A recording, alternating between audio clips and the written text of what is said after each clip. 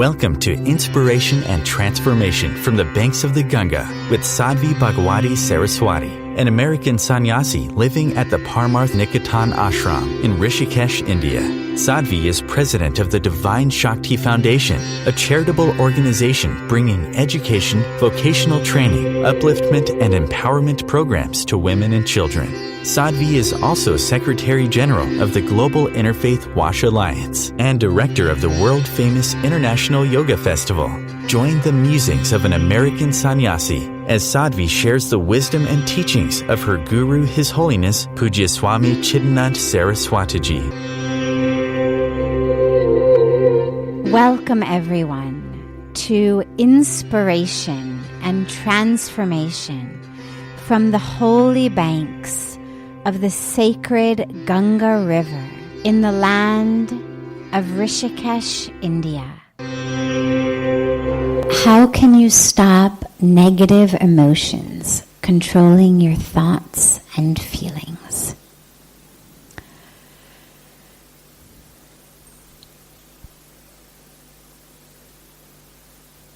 The brain functions in a series of habits.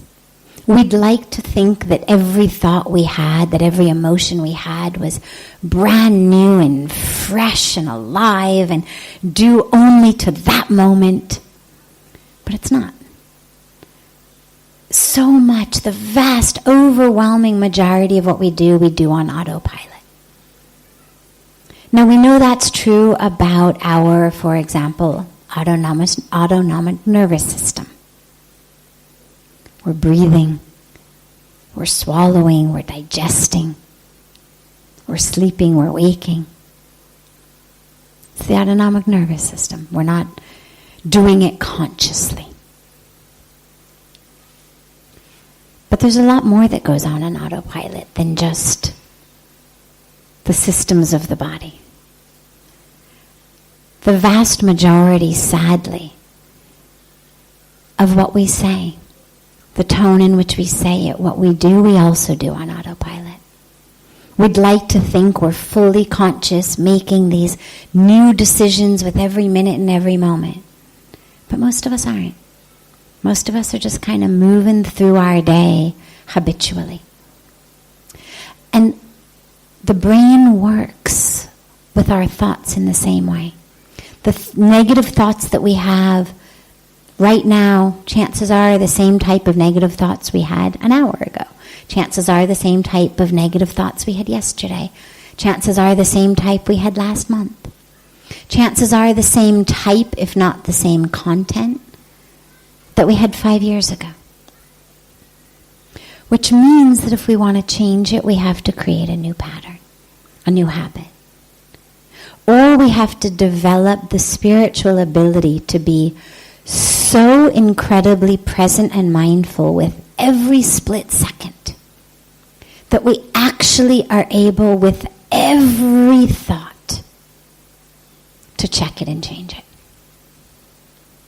But that's very difficult to do and still live in the world. We have to be able to relegate some part of the process to autopilot. And this is where changing the pattern of our thoughts come in, is we take the subconscious patterning, which in many people is negative. It's judgmental. It's judgmental of others. It's judgmental of the self. It's critical. It's critical of the self. It's critical of others. It's comparing yourself to others.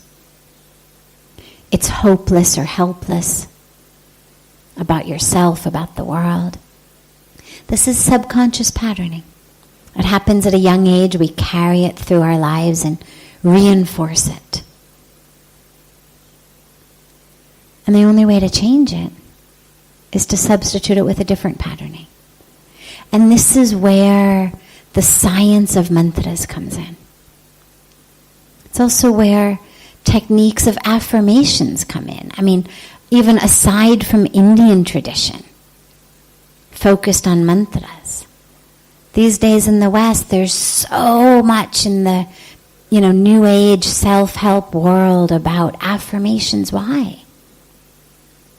Well, it's not just a matter of what the words are of that affirmation. It's giving yourself a new pattern. So yeah, you may think you sound really silly saying to yourself over and over again, I am beautiful and worthy and divine. I am beautiful and worthy and divine. And you start to sound like a narcissistic broken record. But what it's doing on a very deep subconscious level is giving the brain a new habit. If you can do it with a Sanskrit mantra, it's even more powerful in some ways because you've got the power of sound. As we've spoken about here, the science of sound, the science of these mantras.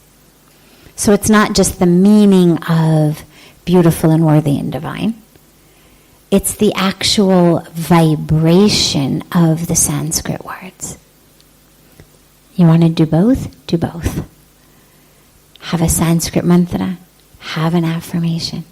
But give the brain something new to do, lay a new pattern.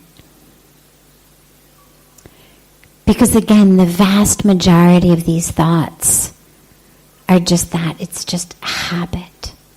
It's not deep. It's not profound. It's not who we are. It's just what my brain does out of habit. And I want to give it a new habit. I want to rewire my brain. This is what in Indian culture we talk about as sanskaras. In science we talk about neuronal networks and patterns. We say neurons that fire together, wire together. Well, we're talking about the same thing. But it can change. And now recent science has shown that meditation changes your brain, literally. Physically, structurally, functionally. Changes your brain.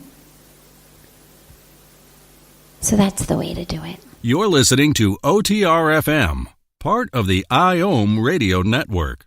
Being a radio host on IOM FM allows you to build your show on a rich platform with the power of the internet to fulfill your outreach goals and connect with a very specialized and global online audience, unlimited by time and distance. OMTimes Radio will provide you with web relevance, a recognizable conscious brand, and with the standard of excellence that has accompanied every single Circle of Hearts Radio is a sanctuary on the airwaves.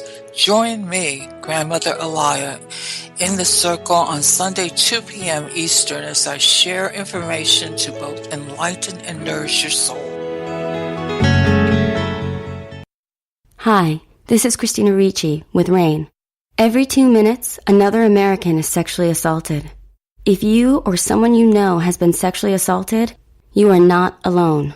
Help is just a call or click away through the National Sexual Assault Hotline. Please call 1-800-656-HOPE, that's HOPE, or visit RAIN.org, that's RAINN.org. Brought to you by RAIN and this station. Welcome back to Inspiration and Transformation. I'm so glad to have you all back here with me. The teachings of Vedanta, which literally mean the end, the sum of the Vedas, spoken about frequently to refer to the Upanishads, although later it also started including other works as well. But typically Vedanta is the Upanishads, which are seen as the essence of the Vedas. So you don't have time to study all the Vedas. Okay, study the Upanishads. From the Upanishads has come this teaching of Vedanta. That's very simplistic, but it's enough for our purpose right now.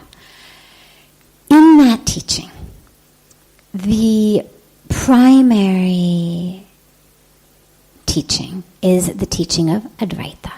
Now what Advaita, the original Advaita, as taught, as espoused, as brought across India by Sri Shankaracharya was the teaching of oneness. So there is no two, because people had always been talking about me and God, worshipping God as separate from the self. So Sri Shankaracharya came in and said, no, there is one. Nothing but God. And it's important to distinguish that. We're not talking just about one God. So it's not that we've gone from many gods to one God. It's we've gone from a concept of God as something to which I pray to a concept of nothing but God. So there is no distinction between the devotee and the object of devotion. And in traditional Advaita, any sense of distinction is an illusion. So we speak and hear frequently about the concept of the wave in the ocean, that the wave is ultimately the ocean. But in the Advaita teaching, they would say the wave itself is an illusion. The fact that it looks different than the ocean is illusory. Not just that it's a temporary form, but actually it is an illusion. That's Maya. There is nothing but God. This divine presence has no attributes, all attributes, no form, no names, nothing. It is just the nameless, formless, attributeless existence.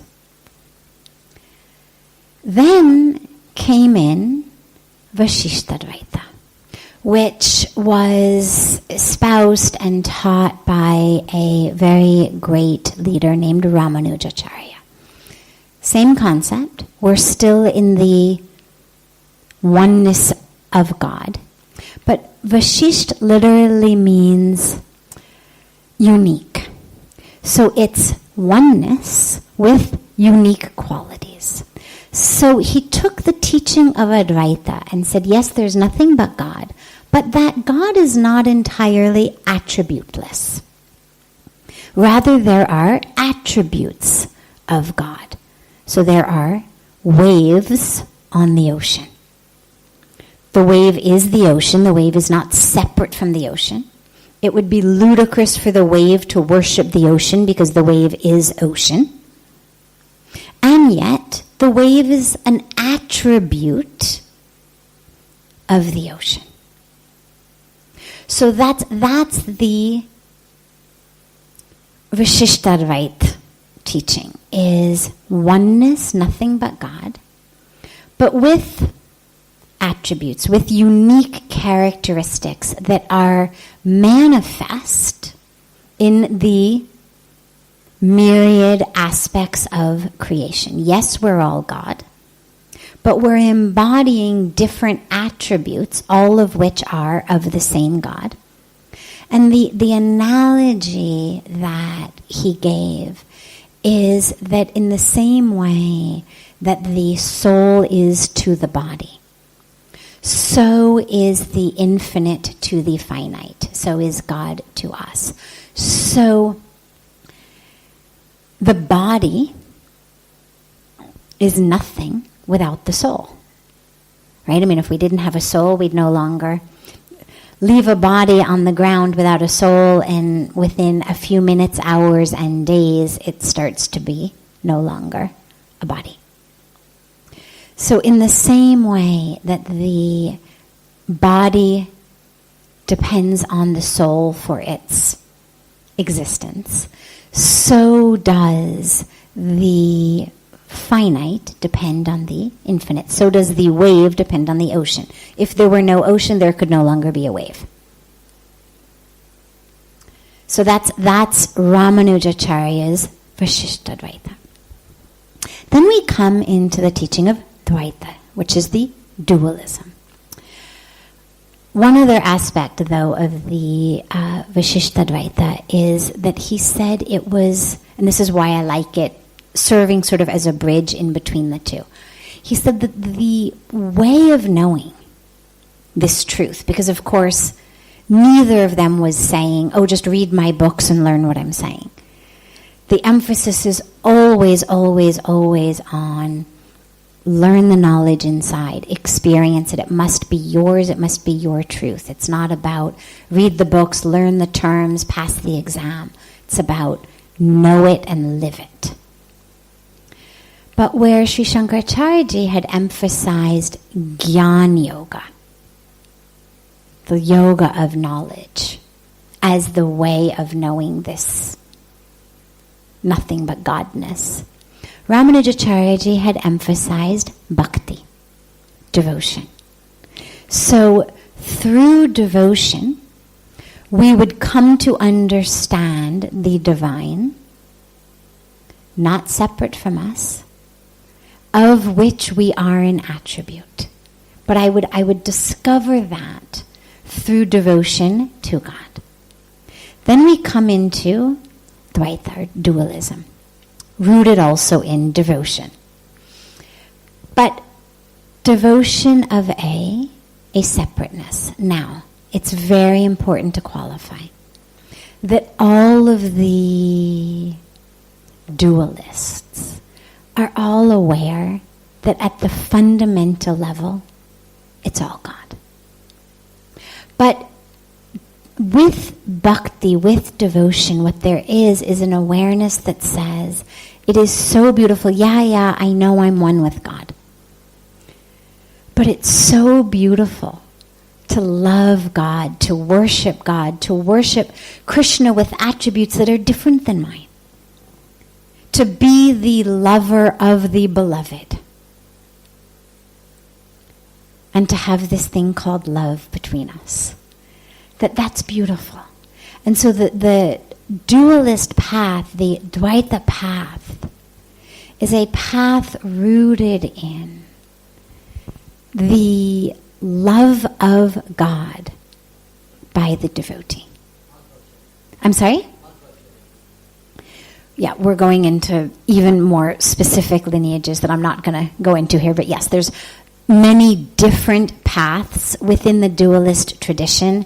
There's many different paths, different ways of loving God, which we won't go into.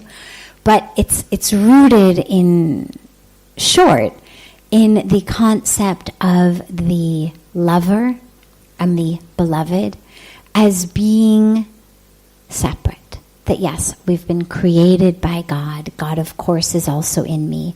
But the God that is out there is different. And that's why I'm able to love. It's not love of myself. It's not love of my soul. It's love of a distinct divine being.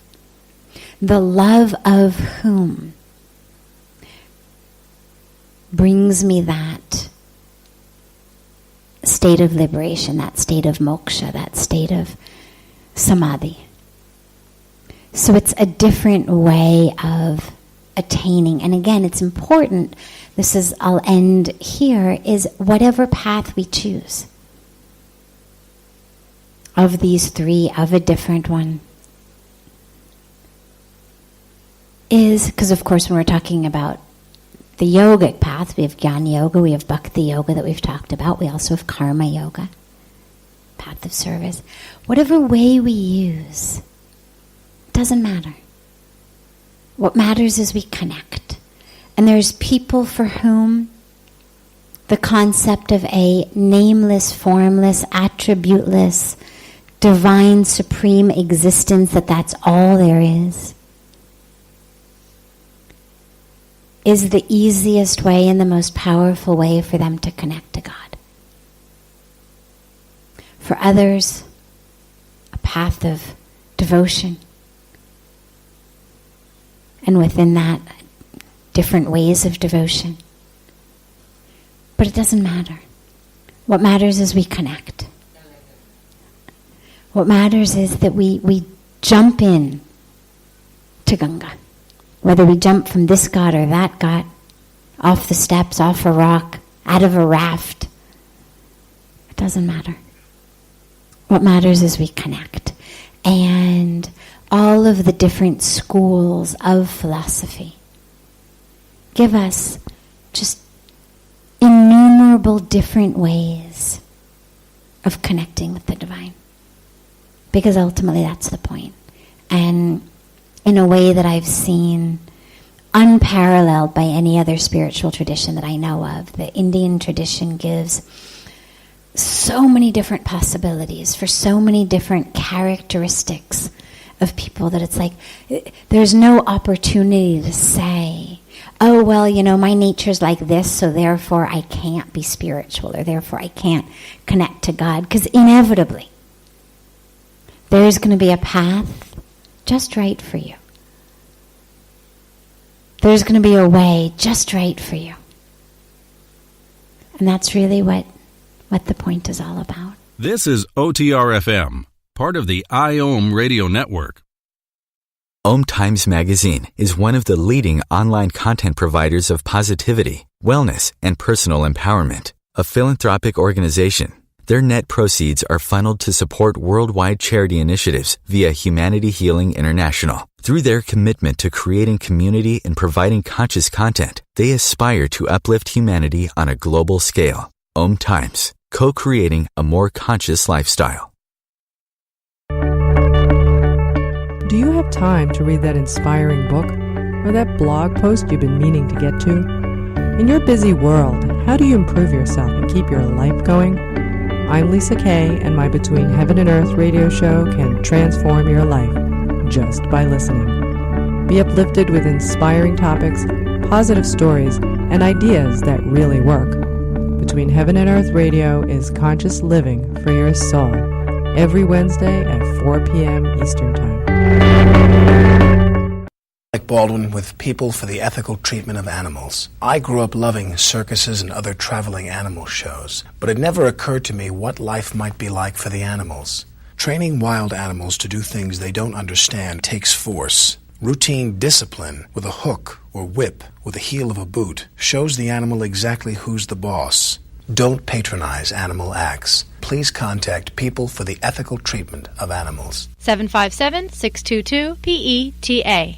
Welcome back.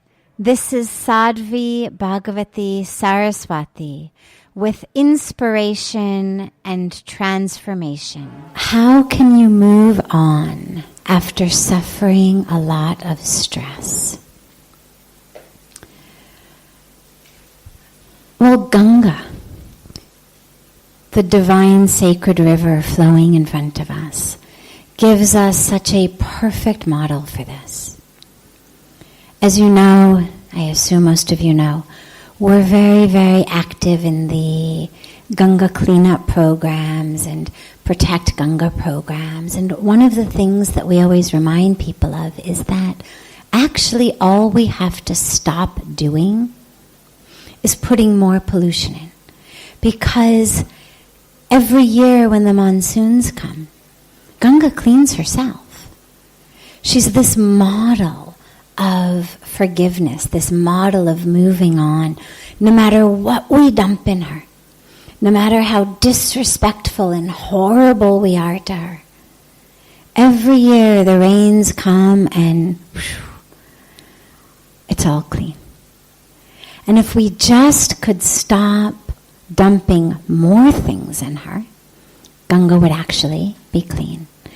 And it's the same model for when we talk about how do you move on after suffering a lot of stress. The same way Ganga does. If we stop putting more stress into our lives, then the minute that we're able to have a deep breath, the minute we're able to connect, the minute that monsoon rain is able to happen in our lives, the minute that we're able to be in an inner situation that may be connected to an outer situation as well, and it may not. Our outer situation may stay the same and only the inner has changed. But we have that experience of the flow The flow of that new river, the flow of that new life, the flow of that awareness, the flow of love, the flow of connection. It's what we get when we meditate. It's what we get, many of us, in the arati. It's what we get by the grace of a guru. It's what we get when we experience love. And the minute that that happens, it literally, like Ganga, washes all the junk away. It's just important not to redump it. So don't hold on to that which has happened before. Oh my God, that was so stressful. How am I going to move on? Well, the sheer fact that the stress was in the past tense, that I say that was so stressful, means it's over. Whether it's from 5 minutes ago or 5 years ago or 50 years ago. In all cases, it's in the past. And we look at Ganga, whether you dumped something in her 5 minutes ago or 5 years ago or 50 years ago, it is gone from this moment. From where I am, it's gone. If it was only 5 minutes ago, it's somewhere closer to me downstream, but it's not here. It's not in my experience of Ganga. And in the same way in our lives, when something has happened, the question is, how can I, allowing it to flow, so that in this moment I'm able to be new? Sure, there are things that happen that we have to respond to and deal with and address and solve and whatnot. But that's logistic. From a spiritual perspective, it's about how can I be new in this moment? Okay, that happened. But in this moment, it's not happening. In this moment, I have the opportunity to experience stillness. I have the opportunity to experience peace. I have the opportunity to experience grace. The fact that at some point in the past there was stress does not have to be part of my reality right now. Now again, I've simplified it for most of us. There are, of course, situations in which the stress of the past was painful, was traumatic enough, was big enough, impactful enough, that it has changed us in some way. That it has created sanskaras or energetic or neuronal patterns that we have to then address. But that's what our spiritual practice is for. It's what our psychological practice is for. But in no case do we have to bring the stress of the past into this moment. I may have to work with creating a new neuronal network, a new pattern, a new sanskara.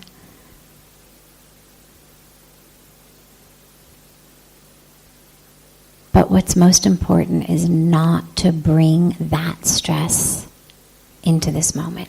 And I have the power to do that, because it isn't here.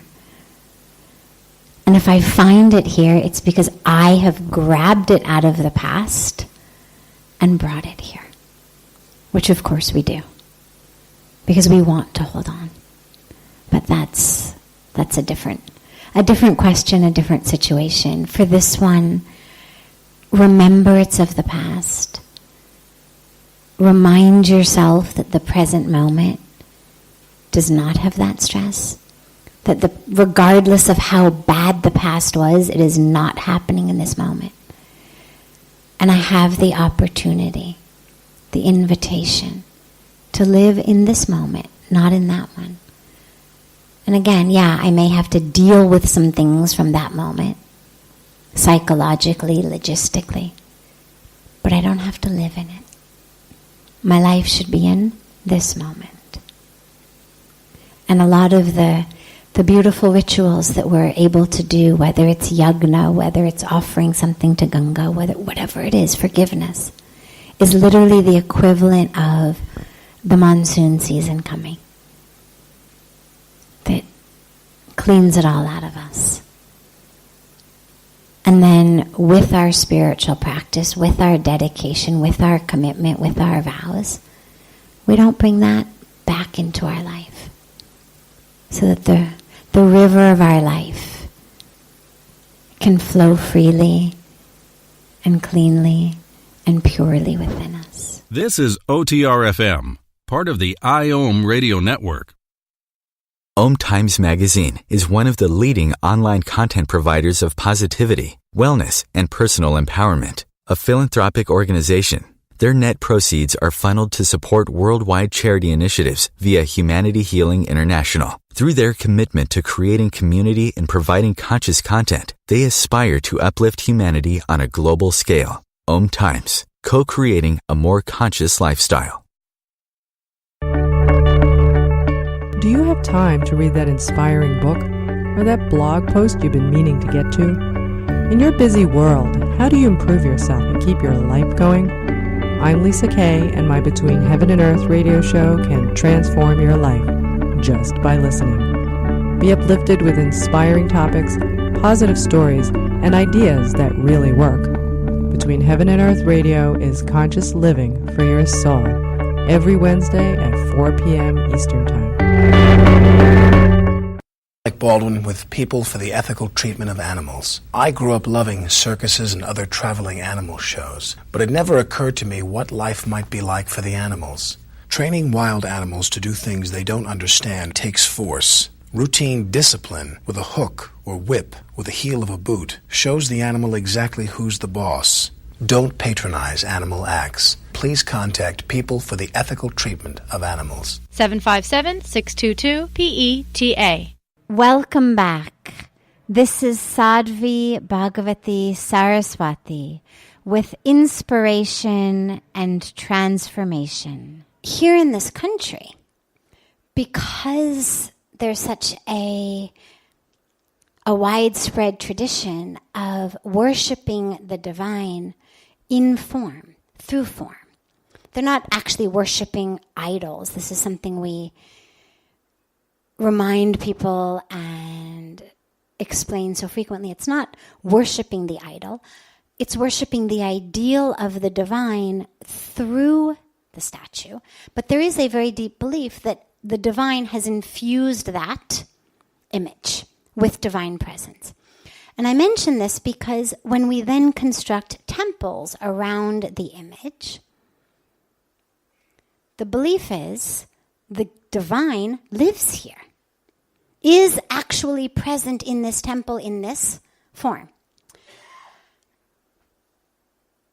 And the way that we take that campaign is we say, look, you come to the banks of Ganga, we perform arati.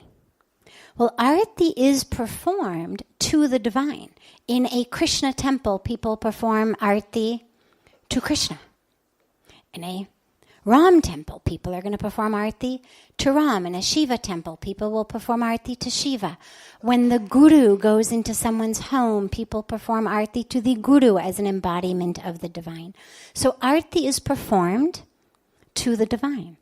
So we perform arati to Ganga. Means Ganga is the goddess, which means that her banks and her waters, her form, are a temple. If God lives there, this place is a temple. And nobody could imagine, nobody of any religion could imagine walking into their priest or their minister or their rabbi or their imam and saying, excuse me, but I don't have anything to do with my household waste. I have no place to put it. Would you mind if I brought it here and just kind of dumped it on the floor? We couldn't conceive of even asking the question, let alone actually doing it.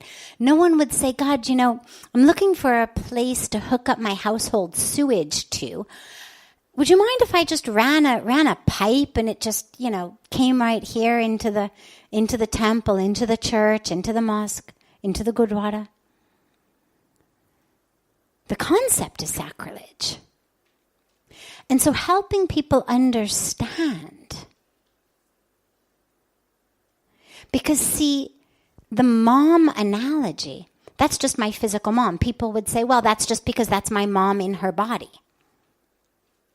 But Ganga's the goddess.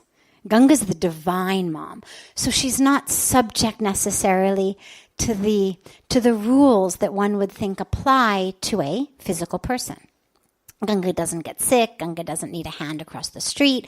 Ganga, But when you talk about a temple, then suddenly everybody gets it. If we are worshiping Ganga in any way, we're offering flowers, we're offering prayer, we're offering light. Well, we do that to the divine. And everyone agrees, yeah, Ganga's the goddess. Well, if she's the goddess, it means that this whole form, whether there's 4 walls or not 4 walls, this is a temple. And this has actually been a campaign that has worked very, very well. This is what Pujya Swamiji did here on our God. When he first got here in 1969, there were no ghats on the banks of Ganga. It was nothing but rocks. And every morning people would go to the banks of Ganga to go to the toilet. And it disturbed him deeply, deeply from the beginning. And so he started a variety of different awareness campaigns, education campaigns. Population was nothing at that point, so it wasn't like a massive community issue. It was more for him an aesthetic issue and a deeply spiritual issue of this is our mother. How can you poop in her? He then built toilets, attached bathrooms in all of the rooms in the ashram, which itself was a revolution. People thought that was just the grossest thing they could imagine. How can you possibly put a toilet where you sleep? Literally. And this is not 100 years ago. This is 30 years ago. Mid-80s. 1980s, not 1880s. I mean, those of us from abroad, you think, right, 1880s you mean, right? No, 1980s. People couldn't imagine. When he came in, there were not attached bathrooms in the rooms. People could not imagine having an attached bathroom. This is gross. We'll go outside. It's pure. It's beautiful. On the banks of Ganga, it feels so clean and fresh. So he then tried a new campaign, which was to begin the Ganga Arti, which served 2 purposes. One, of course, was to revitalize the devotion that people have for Ganga, to gather them every evening together in prayer, and the very simple awareness that no one is going to poop in the morning where they pray in the evening. That by reminding people this is a temple, literally, bring them here to pray, perform the yagna ceremony, the fire, perform the arti. This is now a temple. And he then covered it with marble. And the open defecation just stopped. Not because people wouldn't defecate on marble, but because this was now a temple. We come here to pray in the evening. And so the campaign actually has been very, very successful. And now you'll see up and down the banks of Ganga, all of the ashrams have built these ghats. He encouraged all of the ashrams, build ghats, marble it over. It's beautiful. People love it. They can sit more comfortably on the banks of Ganga. They can meditate. He's encouraged everybody start arti. When we first started, we were the only one. For years, we were the only one. Now, over the last few years, if you look up and down Ganga while arti is going on, you'll see, up there's one. Up there's another one. Down there's another one. And sometimes people say to him, well, don't you mind that these other people have also started arti? And he always says, this is what I've been trying to convince people to do for decades. when we have arti up and down the banks of Ganga, everyone will remember this is a temple. And when everyone remembers it's a temple, we don't need to put up signs that say don't defecate here. Because it doesn't matter how badly you have to go, nobody in any city of the world, no matter how desperate they are, and no matter how badly they're looking for a bathroom and can't find one, is going to walk into their nearest temple or church or a mosque and squat down and go to the toilet. Form and content, okay, we don't throw our trash in Ganga. Whether it's because I recognize the content as divine and therefore the place is a temple, or whether because I recognize that people depend on the form and therefore to protect them, I'm not going to dump my trash. But as you so rightly mentioned, we have this third dimension, and into that third dimension comes our much deeper existence. Because if you look at what it is that is removing Ganga, it's us. It's us. It's development, as you say. It's choices. It's us saying, for example, we want to farm in a chemical-heavy way, in a non-organic way. We want to farm crops that are not right for this area because this is what's lucrative. We want to farm with heavy fertilizer use because it's going to grant me a more lucrative harvest. And therefore, we are going to divert a larger amount of the water from our river into our farms. There's a finite amount of water. Either she's running in the riverbeds or she's irrigating our fields. And as we are developing, these are choices. Again, there's not a moral police that gets to say, thou shalt do this or that. God has granted us all free will. Some could argue that wasn't necessarily the smartest thing. But nonetheless, we've been granted free will. We have it. It's in our hands. And when prophets, my prophet today, this month, this year, overshadow the greater good, when I look at the cost of something as being only that which it costs me, but not that which it costs the earth, the water, all of the other people with whom I share this earth and this water, well, then I make decisions like, let's get into agriculture of crops that require gobs of water in places where we don't have gobs of water, crops that are not meant to be grown here because they require lots of water. This is not a water-intensive place. Crops that take chemical fertilizers. Let's use chemical pesticides. All of this ends up diverting our water. Let's divert it to create electricity. Because what we need are more and more things that run on electricity. Bigger, more. We too should become like a city that never sleeps. We too should have a city where the lights are on 24 hours a day. It's our choice. And what's happening, the other aspect of what's happening, of course, is as the water level is going down, even if the pollutants were not increasing, even imagine for a moment, this isn't true, but even imagine for a moment that we were able to stabilize the amount of pollution. Well, the percentage of pollution still would continue to increase because the amount of water is going down. So the dilution is in such a way that even if the toxins that we were pouring into her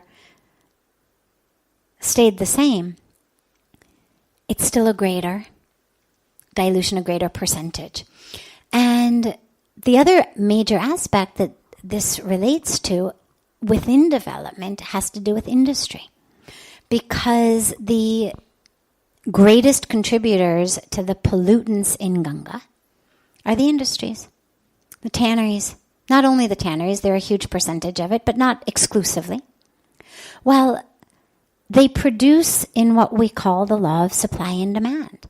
As long as there's demand for more, cheaper, people are going to keep cutting corners. They're going to do whatever they can do to make the cost cheaper because now they're in competition. And this is because of our internal lack of sense of abundance, lack of fullness, lack of enoughness, that I need to buy more and own more in order to feel full, in order to feel content. I mean, do we all really need that many pairs of shoes? Do we really need this many pairs of pants? Are we really living in a way that with everything we buy, we look not only at the price tag on the item, but we look at the whole chain of who and what has been impacted by giving me this item at such a cheap price? Well, somebody's paid for it. If it's not me, who's paying for it? And it's an existential dilemma. It's a spiritual dilemma. It's a human moral dilemma. Because as long as I'm looking for more, cheaper, that's the demand. And yeah, we can blame the courts for not passing stricter laws, but the truth is the laws are there. We can blame the government for not properly enforcing it. They're doing their best. But what that does is absolves us of the responsibility. And the truth is that economics are where it's all about. I remember when I was young, before I became a vegetarian when I was 15. So sometime prior to being 15, I used to eat tuna fish. And I learned one day that the tuna industry, that the people who fish for tuna lives around dolphins. Because the dolphins eat the tuna. So wherever there's lots of tuna, there's also lots of dolphins. And the way that the tuna fishermen work, they're not going out with fishing poles and lines and trying to, catch a tuna. They go out in these huge boats. They drop these nets that sometimes are miles long. And they go along the ocean, again for miles. And then they pull up their nets. And they throw away everything that's not what they're fishing for. If I'm a tuna fisherman, I only want tuna. If I'm a salmon fisherman, I only want salmon. Everything else that's in their nets gets tossed. But of course, by that time, it's already died. And the amount of dolphins who die in tuna fishermen's nets is phenomenal. But I share the story because, so I was maybe, 10, 11, 12, whatever I was. And I learned this, and what I was told was, you can buy, Greenpeace, I think it was, ran a huge campaign, dolphin safe tuna. So they weren't saying don't eat tuna, they weren't trying to turn everybody vegetarian, but on cans of tuna fish, there would be a little logo with a picture of a dolphin that said dolphin safe tuna. As in, no dolphins have been killed in catching this tuna. And everybody would only buy dolphin-safe tuna. And the industry literally had to change. Similar campaign happened when Coors Beer wouldn't pull out of apartheid South Africa. Everybody else had pulled out. All the other big multinational companies had pulled out in order to put pressure on the South African government. Coors wouldn't pull out. It was too economically lucrative to keep being able to employ cheap African labor. Governments put sanctions, and everybody tried to put sanctions. Nothing worked. Finally, people just boycotted Coors Beer. Nobody would buy a Coors Beer. And what all sorts of other sanctions couldn't do economics did. And I share these two examples because we, the consumer, we have the power. If we created a situation where we said, okay, we're not saying don't buy leather. We're not, again, as I said, the moral police. But could you have Ganga safe leather? Could you have a certification whereby those industries who produced leather without one drop of waste going into Ganga or into the groundwater got some sort of a stamp? And then a nationwide campaign went out that we would only buy Ganga safe leather? But as long as we're clamoring for more and more cheaper and cheaper, people are screaming about the government's failure to clean Ganga. And then they go out and everybody wants leather car seats and leather handbags and leather shoes and leather belts. And it's like we're shooting ourselves in the foot. We're literally going out and with our rupees supporting the very industry that we're over here picketing against. And so what it gives us is the opportunity to really realize, wow, I've got the opportunity to make a difference. Can I start demanding organic food? Can I insist that my local grocer carries organic food? Am I prepared to pay an extra few rupees for organic food until it becomes mainstream? Can I think 10 times before I decide I need a new mobile? Or a new anything? Is the old one still good? Am I buying it because I really need it? Or am I buying it because I'm bored or I'm depressed or I'm frustrated? Am I buying it to fill a hole in my heart that it's not going to be able to fill anyway? Because if I am, I lose anyway. And then Ganga loses. And everybody loses. And this is really where you could say spirituality and activism come together. Because, we can scream about tanneries and we can scream about industries, but as long as my favorite form of therapy is shopping therapy, I'm creating more problems than I'm solving. But the only antidote to the need for shopping therapy is spirituality. Because that which is leading me to feel like, oh, if I just could have another pair of shoes, I would feel so much happier. Oh my God, I had a really bad fight with my husband or my wife. I'm going to go shopping. And I come home with 5 bags of goods and I feel better. Well, as long as that's what I'm doing to self-soothe, as long as my concept of self is being filled by things outside me, well, those things are being produced in industries that are destroying our environment. And whether it's Ganga here, or whether it's our ozone layer across the planet, that which is happening today is happening as a direct result of our actions. And this is not that we should all walk out of here and feel horrendously guilty, but we should walk out and feel incredibly empowered. Because it's not just about our state governments, it's not just about the courts, it's not just about what big multinationals do. It's actually about the decisions that we all make every day. What do I buy? What do I wear? What do I eat? How do I live? How do I fill my holes? This brings to a close this hour of inspiration and transformation. Thank you so much for joining me.